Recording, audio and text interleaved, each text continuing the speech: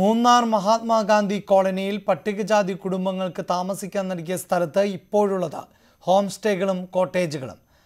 ടൗണിൽ കഴിയുന്ന പാവപ്പെട്ടവർക്ക് ഭൂമി നൽകണമെന്ന് രാഷ്ട്രീയക്കാർ ആവർത്തിക്കുമ്പോഴാണ് നിലവിൽ നൽകിയ ഭൂമി പോലും അന്യാധീനപ്പെടുന്നത്.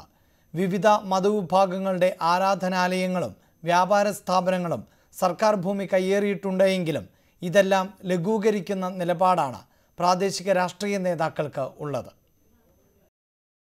മൂന്നാർ ടൗണിലെ മഹാത്മാഗാന്ധി കോളനിയിൽ പട്ടികജാതി കുടുംബങ്ങൾക്ക് നൽകിയ സ്ഥലങ്ങളിൽ മിക്കയിടത്തും ഇപ്പോൾ കോട്ടേജുകളും ഹോം സ്റ്റേകളുമാണ്. 100-ലധികം കുടുംബങ്ങൾക്ക് 2002-04 കാലയളവിൽ നൽകിയ സ്ഥലം കൈയടക്കിയവരിൽ കോൺഗ്രസിന്റെ ജില്ലാതലത്തിൽ പ്രവർത്തിക്കുന്ന നേതാവുമുണ്ട്. ഇതിനു പുറമെ ഇരുമുന്നണികളിലെയും പ്രാദേശിക നേതാക്കന്മാരും ബന്ധുക്കളുമടക്കം ഇവിടെ സ്ഥലം കയ്യേറി നിർമ്മാണ പ്രവർത്തനം നടത്തിയതായി BJP നേതാവ് ശൃംഗാരവേലൻ ആരോപിച്ചു. പട്ടികജാതിക്ക് കൊടുത്ത സ്ഥലമാണ് ഈ പറഞ്ഞ OBC-കളും LDF UDF നേതാക്കളെല്ലാം കയ്യേറിയിട്ടുണ്ട്.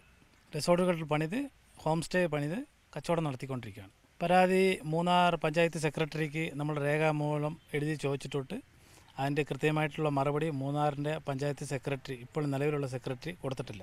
ഇത് സംബന്ധിച്ച് നിരവധി പരാതികൾ നൽകിയെങ്കിലും നടപടി ഉണ്ടായിട്ടില്ല. സമീപമുള്ള രാജീവ് ഗാന്ധി കോളനിയിലും സ്ഥലം അന്യാധീനപ്പെട്ടിട്ടുണ്ട്.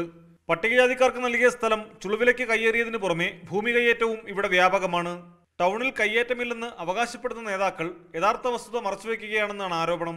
കയ്യേറ്റമൊഴിപ്പിക്കൽ മൂന്നാർ ടൗണിലും ഉണ്ടായാൽ പല വ്യാപാര സ്ഥാപനങ്ങളും സ്ഥലം വിട്ടുകൊടുക്കേണ്ടി വരും.